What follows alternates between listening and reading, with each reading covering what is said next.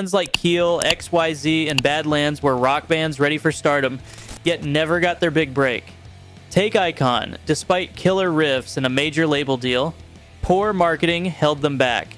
Let's rediscover 8 forgotten 80s bands that deserved more.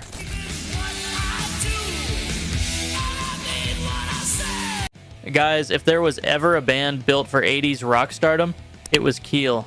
Fronted by the powerhouse vocals of Ron Keel and backed by Gene Simmons of KISS, who produced 2 of their albums.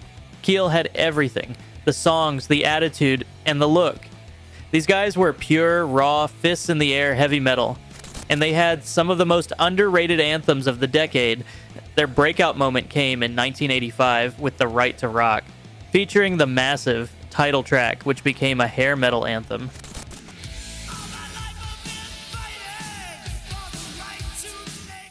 Then came 1986's The Final Frontier, which had Because the Night, a cover of the Patti Smith classic, and Tears of Fire, a song built for stadiums.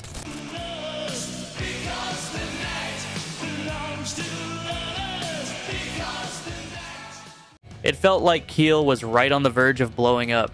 But here's the problem: MCA Records barely promoted them.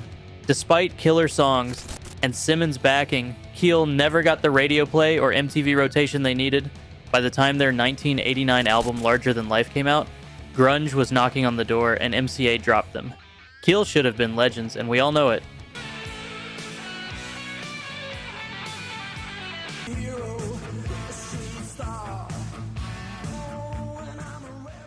Now, if there's one band from the late 80s that should have been huge, it's Sleeze Beez. These Dutch rockers had it all: massive hooks, killer riffs, and an attitude that could go toe-to-toe with the big boys of glam metal. Their 1989 album, Screwed, Blued, and Tattooed, was pure fire, packed with anthems like Heroes Die Young and their biggest hit, Stranger Than Paradise, which actually got some solid MTV airplay.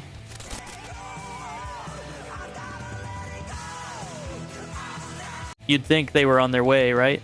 But here's where it all went sideways. Atlantic Records totally botched their momentum. Instead of riding the wave and pushing them hard in the US, the label delayed their next album, Power Tool, for 3 years. By the time it finally dropped in 1992, the grunge explosion had already killed glam metal. Worse yet, Power Tool barely got promoted, leaving the band dead in the water. It's a damn shame, because Sleeze Beez deserved better. But hey, that's the story of our lives, right? Discovering these bands back in the day, knowing they were amazing, and then watching helplessly as the industry dropped the ball. Day after day, make our love grow stronger.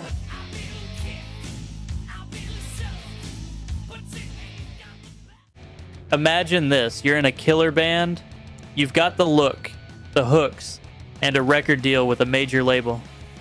That was Icon in 1985, right on the edge of breaking big. Their second album, Night of the Crime, had everything: massive choruses, blazing guitar work, and the kind of polished production that should have made them arena headliners.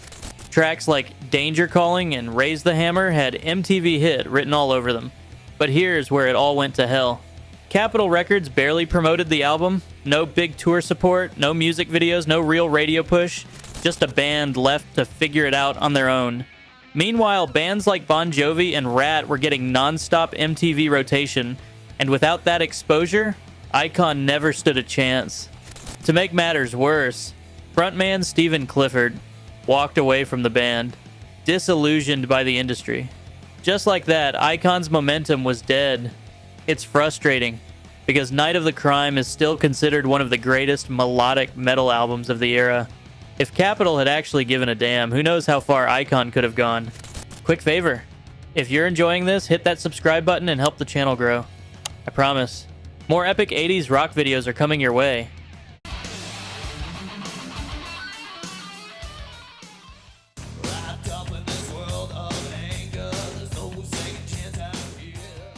Let's move on to Bang Tango. Emerging from the Los Angeles glam metal scene, Bang Tango brought a unique twist to the genre by fusing sleazy hard rock with elements of funk and groove. Formed in 1987, the band stood out with their energetic performances and the charismatic vocals of Joe Leste. While many hair metal bands followed the same formula, Bang Tango's funky bass lines and rhythmic experimentation gave them a distinctive edge. Their debut album Psycho Cafe, released in 1989, featured their biggest hit, Someone Like You, which received moderate MTV airplay. Songs like Wrap My Wings and Breaking Up a Heart of Stone showed their blend of glam, funk, and raw rock energy.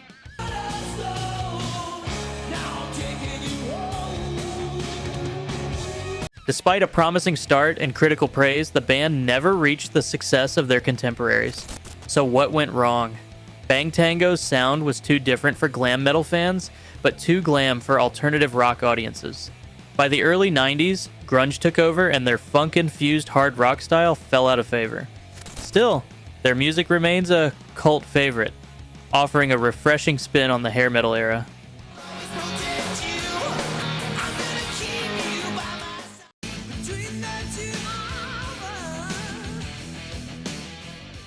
And then there was XYZ. Their biggest problem, they were signed to the wrong label at the wrong time.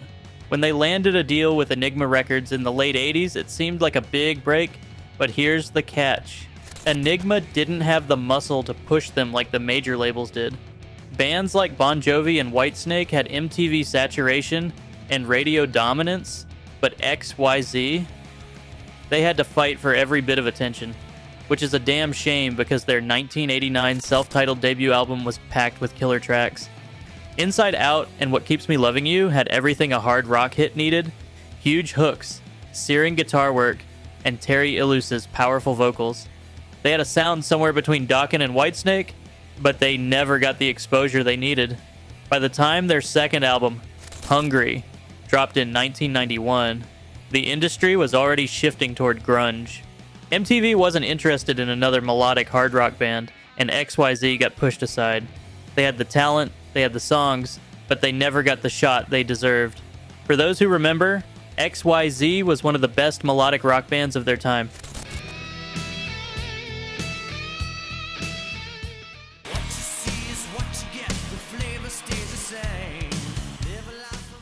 Alright, let's talk about Lilian Axe, a band that should have been absolutely massive, but somehow never got the love they deserved. These guys weren't just another glam metal act, they had something special. A sound that blended the melodic hooks of bands like Def Leppard with the depth and complexity of Queensryche. They could shred, they could write, and man, their songs just hit differently. Their self-titled debut in 1988, produced by Rat's Robin Crosby, showed promise. But it was 1989's Love Plus War that really proved they had the goods. Tracks like Show a Little Love and The World Stopped Turning were stadium-ready anthems, but radio stations weren't paying attention. Even though their music had heart, killer riffs, and epic vocals, they never got the MTV push that launched other bands to the top. The real kicker? They got dropped by MCA Records right when they were building momentum. And just like that, they were another victim of the grunge wave. But real fans know, Lilian Axe was something special. If you love melodic hard rock with actual depth, go give them another listen.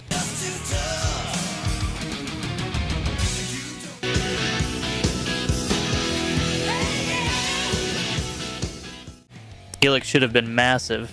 These Canadian hard rockers had everything: anthemic songs, high-energy live shows, and a frontman in Brian Vollmer who could command any crowd. Their sound was pure raucous, beer-drinking, fist-pumping rock and roll, tailor-made for the arena circuit. But while they had some success, they never broke through like they should have. Their 1983 album No Rest for the Wicked set the stage, but it was 1984's Walkin' the Razor's Edge that should have made them stars. Rock You was a massive chant-along anthem, while Gimme Gimme Good Lovin' had all the hooks of a radio hit. They had the same party-hard spirit as Twisted Sister and Quiet Riot, yet somehow never got the same industry push. So what happened? Capitol Records dropped the ball. While bands like Mötley Crüe got huge tours and endless MTV exposure, Helix was left grinding it out. By the late 80s, label troubles and shifting trends pushed them to the sidelines. But let's be real, Helix delivered some of the most fun, unpretentious hard rock of the 80s, and they deserve to be remembered.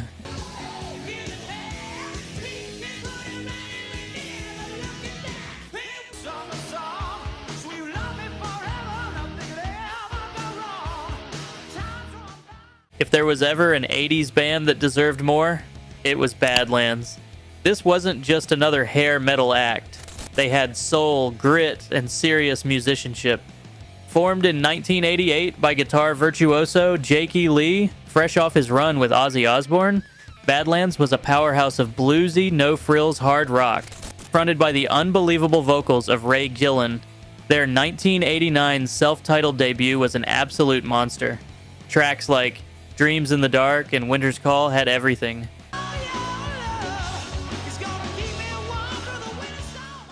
Killer riffs, raw emotion, and a sound that felt more like Zeppelin meets Deep Purple than your typical glam rock. Critics loved them, and fans who got into them swore by their greatness. This was a band with real depth. So what went wrong? Internal conflicts, bad timing, and label troubles killed their momentum. Despite critical acclaim, Atlantic Records gave them little promotion, and tensions between Jakey Lee and Ray Gillen made things worse. Then came the final blow. Ray Gillen was diagnosed with AIDS, and by 1993, he was gone. Badlands wasn't just forgotten. It was buried. But true fans know this band was something special, and their music still hits hard today. And just like that, 8 insanely talented bands got tossed aside while the industry spoon-fed us the same recycled hits. Whether it was clueless labels or bad timing, these bands deserved better, but hey, at least we remember.